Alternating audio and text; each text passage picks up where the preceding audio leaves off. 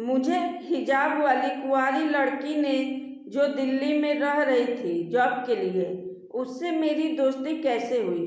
उसने मेरे साथ क्या क्या खेल खेले। मेरा रंग गेहुआ है, मेरे शरीर की बनावट किसी को भी मेरी तरफ आकर्षित कर देती है। ये मोहब्बत भरी रासलीला बिहारी लड़की मिर्जा की है। मिर्जा दिखने में दुबली पतली, उसके पतले होठ और गुलाबी चेहरा किसी भी मुर्दे में जान डाल देती है। जब वह हिजाब पहनकर चलती थी तो ऐसा लगता था मानो किसी कमरे से चांद झांक रहा हो। कुछ दिन पहले मुझे एक मेल आया। मिर्जा के नाम से मेल था। हाय, क्या अभी मुकेश जी से बात हो सकती है? मैंने रिप्लाई दिया। फूलों की महक के लिए भौरे कभी मना कर सकते हैं क्या? मिर्जा बड़े शायराना मिजाज में लग रहे हो जनाब। मैंने लिखा, ऐसा मिजाज पसंद नहीं है क्या? मिर्जा, क्या हम टेलीग्राम पर बात कर सकते हैं? मैंने लिखा, हाँ जरूर, मैंने लिंक भेज दी है, आ जाओ। अगले ही पल मेरे टेलीग्राम पर एक मैसेज था। मैंने कहा, तो बताए मोहतरमा, बंदा क्या सेवा कर सकता है? मिर्जा बोली, मैंने अभी तक पर्दे और बंदगी में जिंदगी जी है। मैं अब कुछ समय वक्त सब महसूस करना चाहती हूँ जो एक कपल में होता है। क्या तुम एक पार्टनर बनना चाहोगे? मैंने कहा, मुझे कोई ऐतराज नहीं, पर तुम तो किसी को भी अपना बना सकती हो। फिर मेरे ही लिए ये फैसला क्यों? मिर्जा जनाब, तुम गलत समझे। तुम्हें पहले प्रपोज करना पड़ेगा। अगर मैंने हाँ कहा तो ही हमारी गाड़ी पटरी पर साथ में जुड़ेगी। मैंने कहा, पर मैं ऐसा क्यों करूँगा? मिर्जा ने 3 पिक देकर कहा, शायद ये तुम्हारे इरादे बदल दे। सच में क्या कयामत ढा रही थी वह, मानो कच्ची कली एक नशे की बोतल की तरह मदहोश कर रही हो। मैंने पूछा, कहाँ रहती हो? मिर्जा बोली, दिल्ली में। उस समय मेरी नई नई नौकरी भी वहीं लगी थी। फिर मैंने कहा, पर तुम आओगी कैसे मिलने? मिर्जा ने कहा, मैं इधर रूम लेकर सिंगल ही रहती हूँ। मैं बिहार की हूँ, पर उधर शादी की बातों में उलझ रही थी तो मैं इधर नौकरी करने के बहाने से आ गई। मैं इधर एक यूनिवर्सिटी में इंग्लिश पढ़ाती हूँ। मेरी शादी होने वाली है। घर वाले रिश्ता खोज रहे हैं और मैं नहीं चाहती कि शादी के बाद फिर वही घिसी पिटी जिंदगी जीने को मिले। इसलिए मैं उस सफ़र में जाने से पहले अपनी कुछ दबी हुई इच्छाओं को खुलकर जीना चाहती हूँ। मैंने कहा, क्या हम प्यार की बातें करें? मिर्जा ने कहा, सोचना भी मत। और तुम्हें अगर मेरी बात सही से समझ में नहीं आ रही है तो आज के बाद हम कभी बात नहीं करेंगे। मैंने कहा, तो क्या हम एक दोस्त बन सकते हैं? मुझे एक चीज़ तो समझ आ गई थी कि लड़की घूमे हुए दिमाग की है। अब हमारे बीच बात शुरू हो गई थी। अब वह मेरी केयर और मैं उसकी केयर करते करते वाकई में एक दूसरे में खोने लगे थे। पर हम दोनों एक दूसरे को प्रपोज नहीं कर रहे थे। तब भी हमारी बातों में धीरे धीरे फीलिंग आने लगी थी। एक दूसरे को वीडियो कॉल पर देखते देखते सोना, फिर उठकर एक दूसरे को जगाना। पर खास बात यह थी कि हम एक दूसरे की आदत में एक दूसरे को खोजने लगे थे। अब हमने तय किया कि हम दोनों एक ही सोसाइटी में 2 रूम लेंगे, जिससे कि हम एक दूसरे को और बेहतर समझ सके। हमें रूम लिए महीने गुजर चुके थे और सोसाइटी में एक दूसरे के लिए हम दोनों अनजान की तरह रह रहे थे। पर अब हम दोनों एक दूसरे से आँख मिलाने लगे थे, क्योंकि हमारी एक दूसरे को पाने की चाहत और भी जोर पकड़ चुकी थी। एक दिन बातों ही बातों में मैंने पूछ लिया, यार क्यों ना हम कहीं बाहर घूमने चले? मिर्जा बोली, सोच तो अच्छी है, पर इरादे नेक है या वह भी कुछ और ही है? मैंने कहा, यार दोस्ती में भी तो एक लड़का एक लड़की घूमने जा सकते हैं ना? मिर्जा बोली, हाँ, माचिस जली हुई और पेट्रोल खुला हुआ साथ रहेगा तो आग जलेगी ही ना। मैंने कहा, यहाँ पूरा संसार जला हुआ पड़ा है, उसका क्या मोहतरमा जी? मिर्जा, अच्छा मैं इस बारे में सोचती हूँ। मैंने उस पर गुस्सा जताया और फ़ोन काटकर खाना खाने लगा। तभी दरवाजे पर खटखटाने की आवाज़ आई। मैंने गेट खोला तो मिर्जा मेरे रूम के दरवाजे पर नाइट ड्रेस में बेलन लेकर खड़ी थी और हमसे पूछा, फ़ोन किससे पूछकर काटा। मैंने बेलन को हाथ से हटाया और उसकी कमर में हाथ डालकर उसे घुमा दिया। उसे रूम के अंदर करके गेट बंद कर दिया। ऐसा करते ही वह और चटक गई और मेरी छाती में बेलन से गोदने लगी और भिनभिनाती हुई बोली, हिम्मत कैसी हुई मुझे छूने की। अब मैंने मासूम सी सूरत बनाकर कहा, चांद आज जमीन पर आया है। नज़र भर के देख नहीं पाया तो छूकर करीब ले आया। उस समय हम दोनों इतने करीब थे कि एक दूसरे की सांसें मिल रही थी। पर जैसे ही मैं होठ मिलाने के लिए आगे बढ़ा, मैडम जी तुरंत नीचे झुक गई और गेट खोलकर भाग गई। अगले दिन हम दोनों की छुट्टी थी। हमें रूम का सामान भी लाना था और कपड़े भी खरीदने थे। बस निकल गए मॉल में, वहाँ से रूम का सामान लिया और कपड़े खरीदने चांदनी चौक गए। फिर हम दोनों एक होटल में खाने के लिए साथ बैठे तो मैंने देखा कि वह इतनी नशीली दिख रही थी कि मैं अभी रोमांटिक हो पाता इससे पहले ही उसने पहला सवाल दाग दिया, तुमको सबसे ज़्यादा क्या पसंद है। मुझे कुछ सूझा नहीं, मैंने भी कह दिया, मेरा दिल। उसने कहा कि वो क्यों।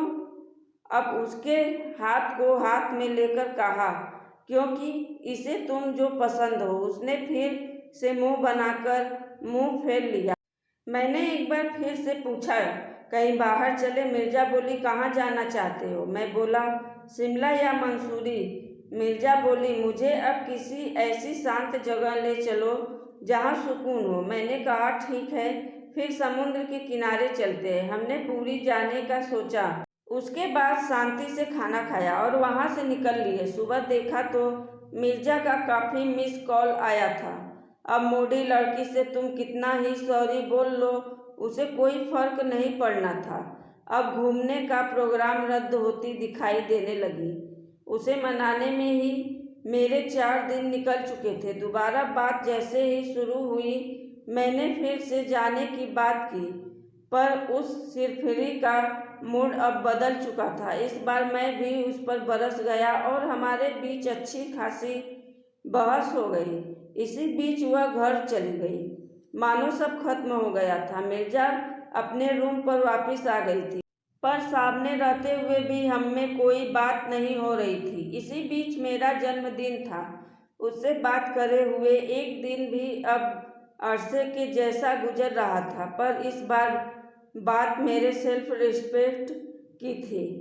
तो हम दोनों में से कोई भी किसी को मैसेज नहीं कर रहा था। जन्मदिन से 3 दिन पहले दरवाजे के नीचे एक लिफाफा मिला। जब मैं ऑफिस से आया तो मैंने उसे उठाया और फ्रेश होकर लिफाफा खोल कर देखा तो उसमें 2 टिकट मंसूरी की थी और एक लेटर था। उसमें लिखा था, रेडी फॉर सरप्राइज, ऑफिस से छुट्टी ले लेना।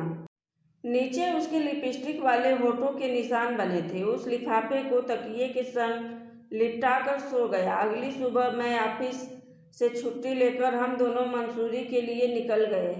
वहाँ मोहतरमा ने एक ही रूम बुक कर रखा था। इस होटल के कमरे में हम दोनों फ्रेश हुए। मैं शाम को उसे गार्डन के किनारे ले गया। वहाँ मैंने एक चटाई बिछाई और एक कप लेकर आया जिसमें मोम था।